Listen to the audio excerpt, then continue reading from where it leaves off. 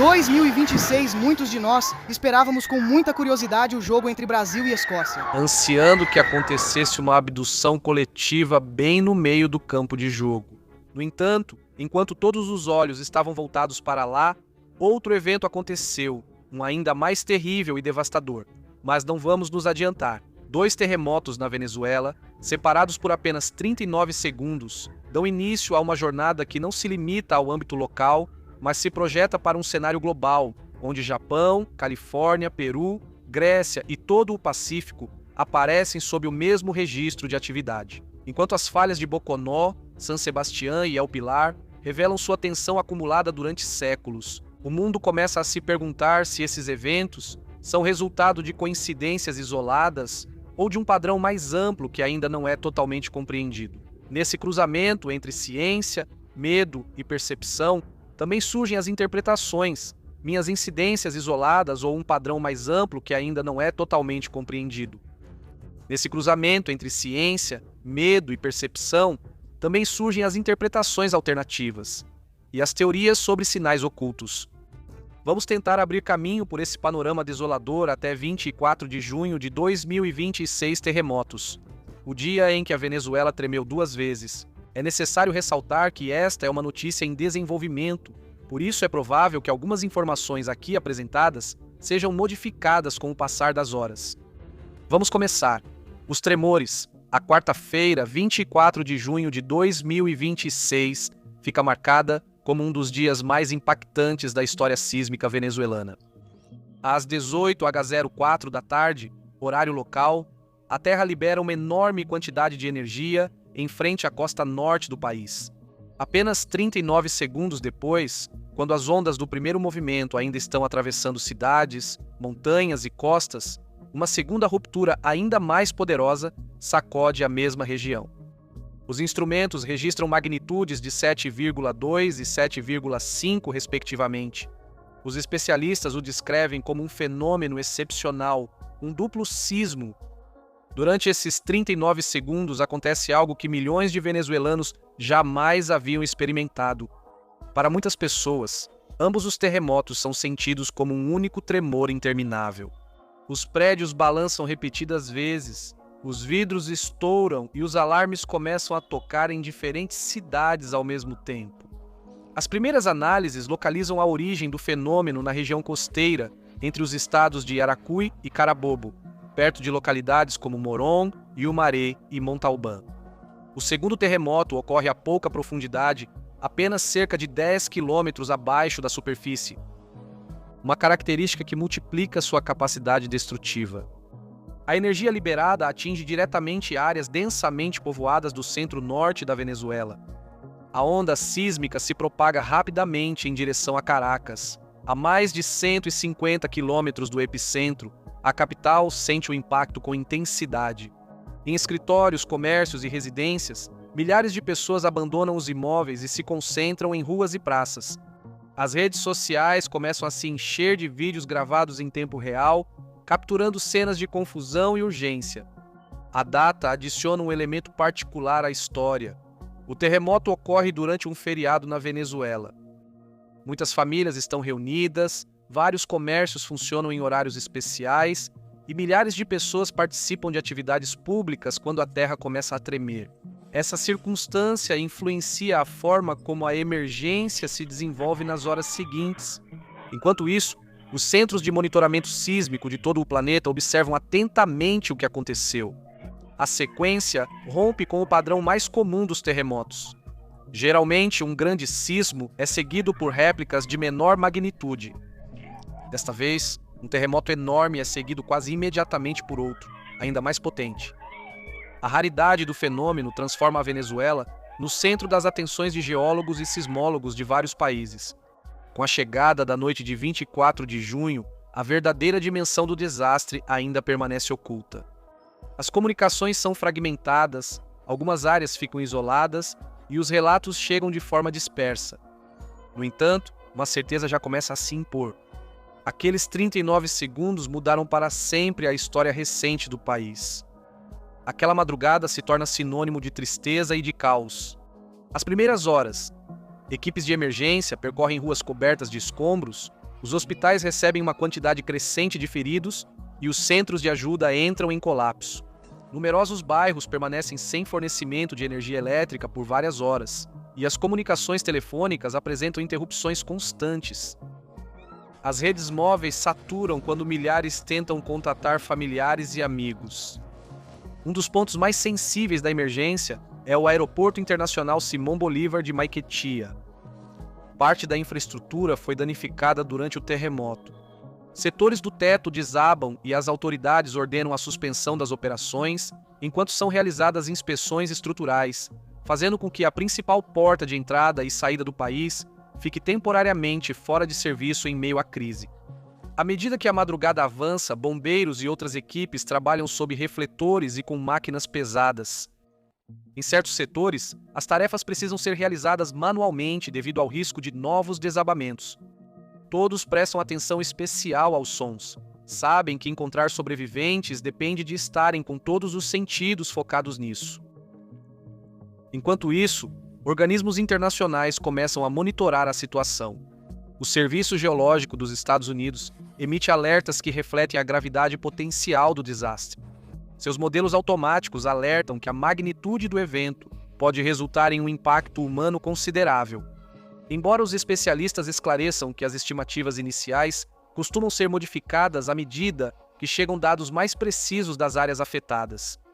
Os civis que observam de longe ou de outros países começam a se perguntar cada vez com mais veemência o que aconteceu e por que se dá tanta importância ao conceito de duplo sismo. O mistério do duplo sismo. Em ocasiões excepcionais, a ruptura de uma falha geológica modifica instantaneamente as tensões existentes em uma falha vizinha. É uma reação em cadeia. Um setor da crosta cede e transmite esforços para outro setor que já estava próximo do seu ponto de ruptura. Quando ambas fraturas ocorrem com muito pouca diferença de tempo, os cientistas falam de um duplo sismo. Ao longo da história, existem alguns casos comparáveis. Em diferentes pontos do planeta foram registrados casos de terremotos gêmeos, separados por minutos, horas ou poucos dias. No entanto, a combinação de magnitudes tão elevadas e uma diferença temporal de apenas alguns segundos torna o episódio venezuelano um acontecimento especialmente marcante para a comunidade científica. Embora alguns afirmem que coisas assim acontecem uma vez a cada milhares de anos, também é verdade que, em termos da idade da Terra, isso não é exatamente uma raridade. Por isso, além das especulações iniciais, é preciso conhecer um pouco melhor as coordenadas em que a tragédia ocorreu. O território venezuelano ocupa uma posição particular dentro do mapa tectônico mundial. Ali convergem duas enormes estruturas, a placa sul-americana e a placa do Caribe. Ambas se deslocam constantemente e, embora o movimento seja lento, a pressão que geram é gigantesca. A fronteira entre essas placas não é uma única linha visível na superfície. Trata-se de um sistema complexo de falhas geológicas que atravessa grande parte do país. Entre elas, destacam-se 3 nomes que aparecem repetidamente na história sísmica venezuelana: as já mencionadas falhas de Bocono, de San Sebastián e do Pilar. A falha de Bocono se estende ao longo da região andina e é considerada uma das estruturas tectônicas mais ativas da América do Sul. A falha de San Sebastián percorre setores do norte venezuelano, perto da costa caribenha. Mais ao leste, a falha do Pilar atravessa áreas próximas a Sucre e continua em direção à Trinidade. Juntas, fazem parte de uma extensa rede de fraturas que absorvem o movimento relativo entre as placas. Os especialistas vêm alertando há décadas que essas falhas continuam ativas, por isso a pergunta nunca é se voltarão a produzir terremotos, mas sim quando ocorrerá o próximo grande evento. O terremoto de 2026 se incorpora assim a uma longa cronologia de abalos que acompanham a história do país. No entanto, enquanto os especialistas estudam a geologia venezuelana, outra situação começa a chamar a atenção da mídia internacional. Durante os dias anteriores e as horas posteriores ao evento, também são registrados movimentos sísmicos em lugares tão distantes quanto Japão, Califórnia, Grécia, Peru, Filipinas e Papua Nova Guiné. A coincidência temporal desperta, é claro, perguntas, preocupações e teorias. Coincidências ou algo mais?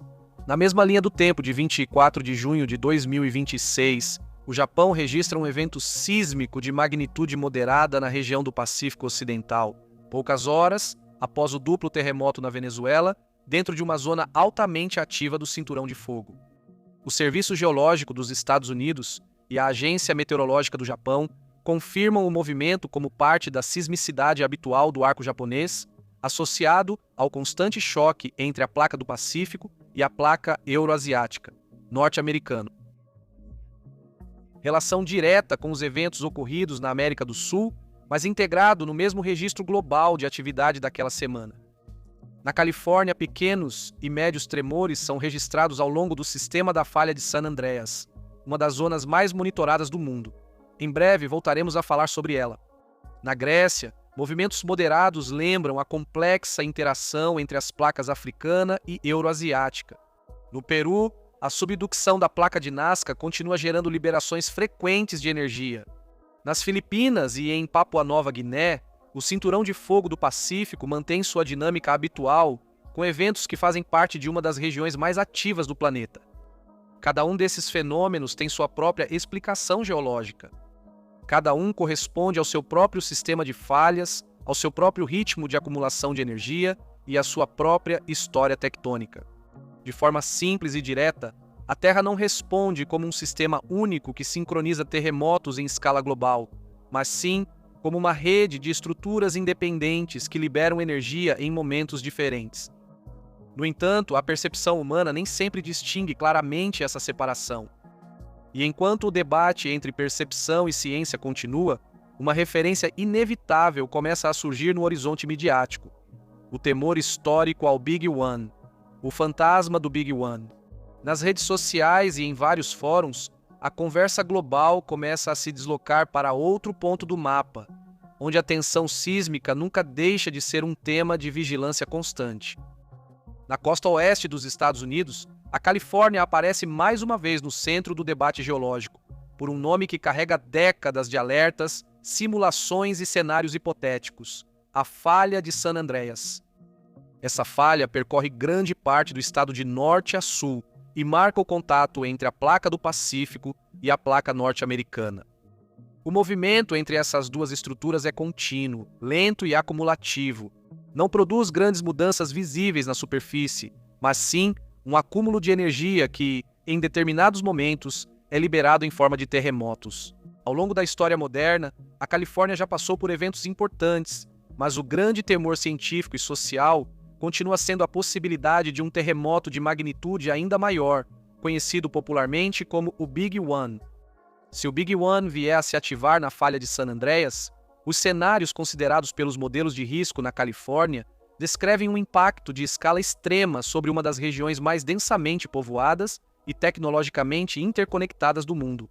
O movimento poderia atingir magnitudes superiores a 8, liberando uma energia capaz de causar destruição severa em corredores urbanos como Los Angeles, São Francisco e suas áreas metropolitanas, com colapsos estruturais, interrupções prolongadas de serviços básicos e alterações profundas em infraestrutura crítica como rodovias, pontes e redes elétricas.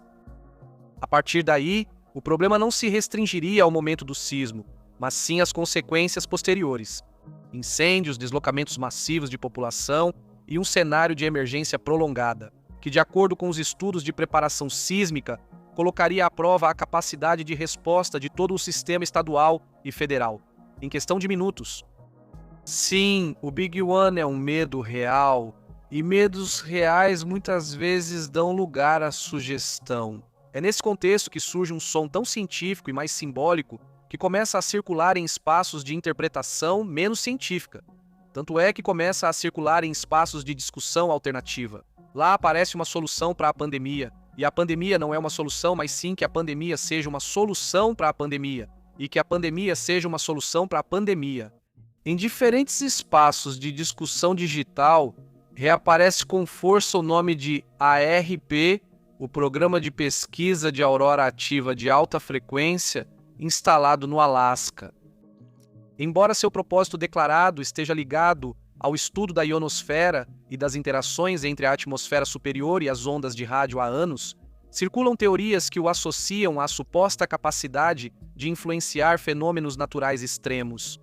No contexto do terremoto venezuelano, essas ideias ressurgem como parte de uma busca por explicações que vão além do puramente geológico.